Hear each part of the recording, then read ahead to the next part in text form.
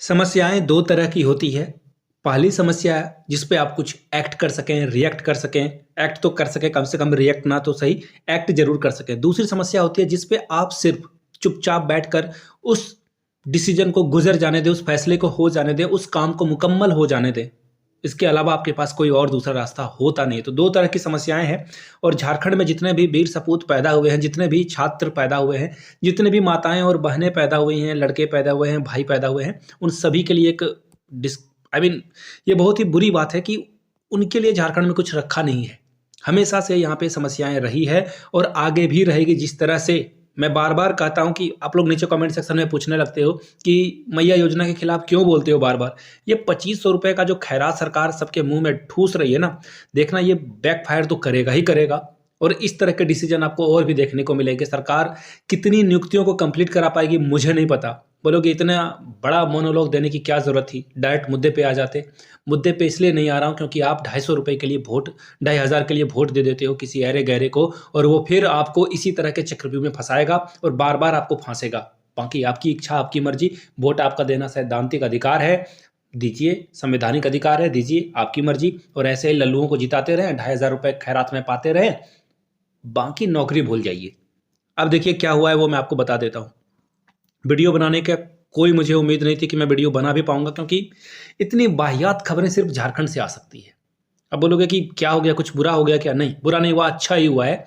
कुछ डिसीजन अच्छे होते हैं लेकिन प्रोसेस में ना आपकी उम्र खप जाएगी। मैं आपको बताऊं कि 95 ईयर्स में जाकर के आप 95 साल के हो जाओगे, तब आपको सरकारी नौकरी मिलेगी। क्या करोगे सरकारी नौकरी लेकर इस साल में? अपने अपने बच्चों को पढ़ा नहीं पाओगे अच्छे स्कूलों में, अच्छी शिक्षा नहीं दे पाओगे, अच्छे खाना पीना घूमना फिरना नहीं करवा पाओगे। तो 95 साल में अगर आपको सरकारी नौकरी तो छोड़ दो, 2 करोड़ रुपए भी दे दिए जाएंगे तो आपके लिए यूजलेस होगा, वर्थ इट नहीं हो पाएगा।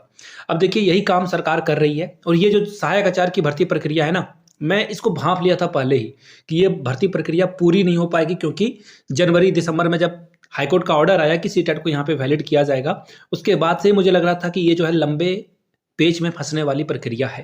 फाइनली फंस भी गया है ये। मैं बताता हूं क्यों। अब देखिए हाईकोर्ट की ओर से एक बार फिर से जो है एक झटका लगा है पारा शिक्षकों को। अब ये पारा शिक्षक सुप्रीम कोर्ट जाने के लिए स्वतंत्र है। अब बोलोगे ठीक है, पारा शिक्षक की जो सीटें हैं वो रिजर्व है।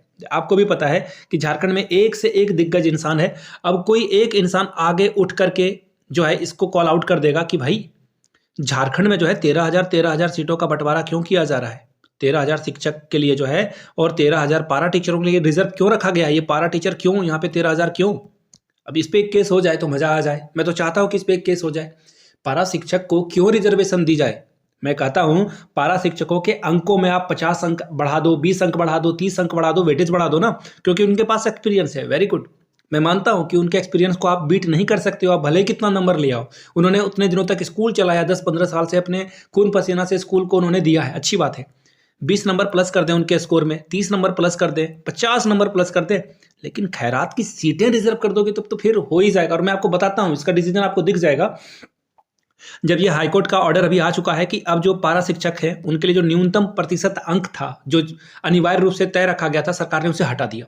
अब क्या होगा? सीटें खाली रह जाती। अब वही होगा, क्योंकि अब न्यूनतम अंक पास करना अनिवार्य है। ऐसे में देखना कितने सीटें जो 13,000 पारा शिक्षकों के लिए है वो खाली की खाली रह जाएगी, ये गारंटीड है। बाकी झारखंड में एक से एक दिग्गज इंसान है, कोई इस पे भी एक बार केस कर देना कि पारा शिक्षकों को 13,000 पद के लिए रिजर्वेशन नहीं दी जानी चाहिए। कहीं नहीं दिया जाता, सिर्फ झारखंड में दिया जा रहा है। हर जगह एक्स्ट्रा अंक का वेटेज देने की बात की गई है, इस पे जो है बात की जाती है। अब देखिए जजमेंट की कॉपी है यहाँ पे, और ये कोर्ट का ऑर्डर भी आप यहाँ से देख सकते हैं। ये जो है केस को डिसॉल्व कर दिया गया है, ठीक है, डिस्पोज्ड कर दिया गया है। मैं आपको यहाँ से जजमेंट पढ़कर सुना देता हूँ। 16 और 17 नंबर पे इसका जो है पॉइंट आप पढ़ेंगे तो आप चीज़ों को समझ जाएंगे, ठीक है जी।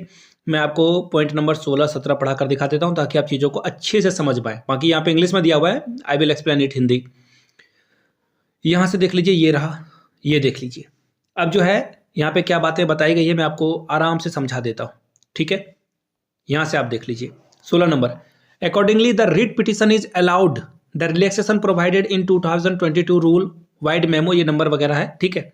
पारा शिक्षक category candidate with regard to securing minimum qualification mark to be scored in both respective subject is quashed. देखिए अब क्या कह दिया गया है कि पारा टीचरों को जो है हर हाल में जो क्वालिफाइंग नंबर है वो लाना ही पड़ेगा।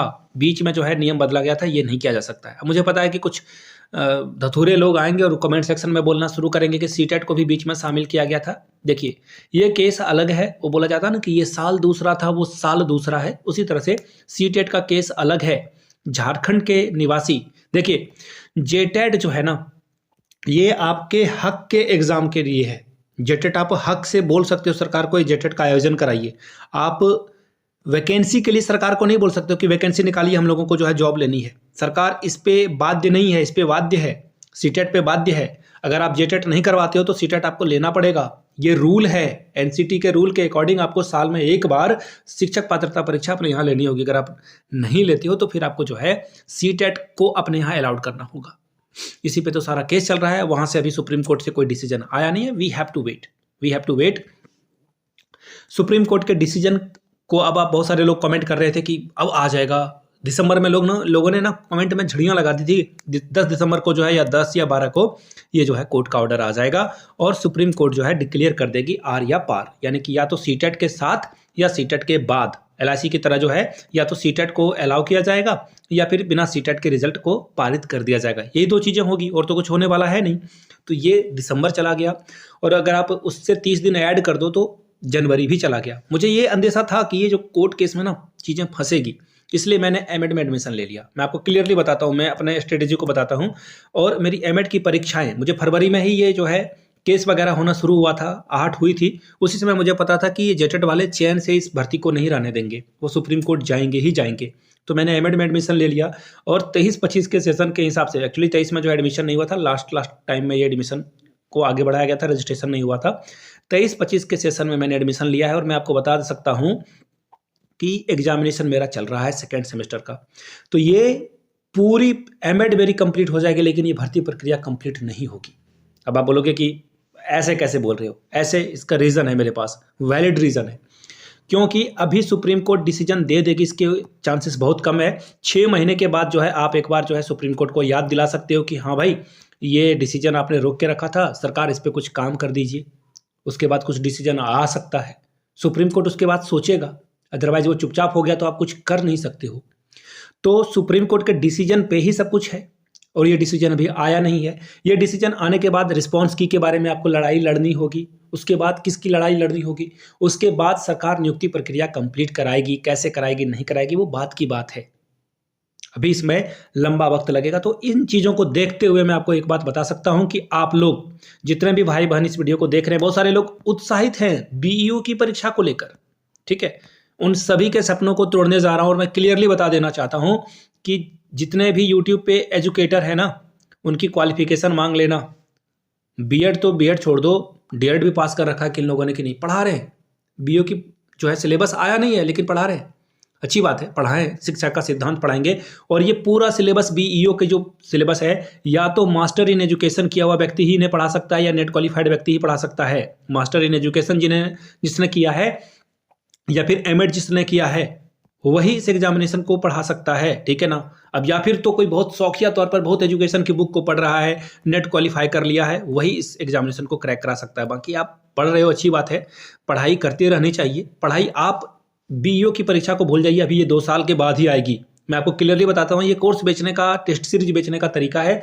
बीईओ जो भी परीक्षा है या फिर BEE बोलो आप, ये एग्जामिनेशन अब भी कहीं नहीं हो रहा है, ना होने वाला है। ये it will take some time. Some मतलब झारखंड में 2 साल होता है, तो काफ़ी समय लगने वाला है। बाकी अगर आपको तैयारी करनी है तो बीपीएससी की तैयारी कीजिए। बीपीएससी TRE4 इसी साल हो जाएगा, इसकी मैं पूरी गारंटी लेता हूँ। वो भी 6 महीने के अंदर अंदर एग्जामिनेशन हो जाएगा। बाकी जिसको जिसके पीछे भागना है स्वतंत्र हैं। आपने अपने जीवन को व्यर्थ किया है। जब अब बिहार में जो है कंप्यूटर टीचर की भी भर्ती आएगी, उसके लिए PGDCA की जरूरत पड़ेगी आपको। कंप्यूटर टीचर के अलावा वहाँ पर लाइब्रेरियन की भी रिक्रूटमेंट आएगी, इसके लिए BLIS की ज़रूरत पड़ती है। तो इन चीज़ों पे ध्यान दीजिए आप। अगर ये कोर्स वगैरह कहीं से अरेंज कर सकते हैं तो कर लें, आपके पास अगर है क्षमता तो कर सकते हैं। बाकी TRE3 के लिए जो 4 के लिए आप तैयारी कर सकते हैं। और BEO की परीक्षा और सहायक आचार्य खत्म, tata bye bye goodbye, गया। अभी समय लगेगा इसमें, 6 से 7 महीने के बाद ही आपको नियुक्ति हो, 2025 के आखिरी तक में ये हो पाएगा। बाकी जेटेट की परीक्षा का तो भगवान ही मालिक है। अभी एग्जामिनेशन ही नहीं हुआ, आपको सहायक आचार्य के एग्जामिनेशन को हुए 6 से 7 महीने हो गए हैं, अभी इस पे जो है कोई रिस्पॉन्स नहीं है। तो आप देख सकते हैं जेटेट की परीक्षा कब होगी। सारी बातें मैंने बता दी, जिसको ठीक लगे वो ठीक काम करें, जिनको अपने हिसाब से जो ठीक लगता है वो करें। मैंने सारी बातें आपको बता दी। एज ए टीचर मेरा काम है बिना बायस हुए सारी बातों को सामने रख देना।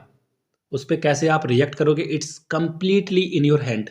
डिसीजन लेने के लिए आप स्वतंत्र हैं। मिलते हैं अगले वीडियो में। वीडियो को आपने यहाँ तक देखा, प्यार दिया, इसके लिए आप सभी का बहुत बहुत शुक्रिया। Have a good day.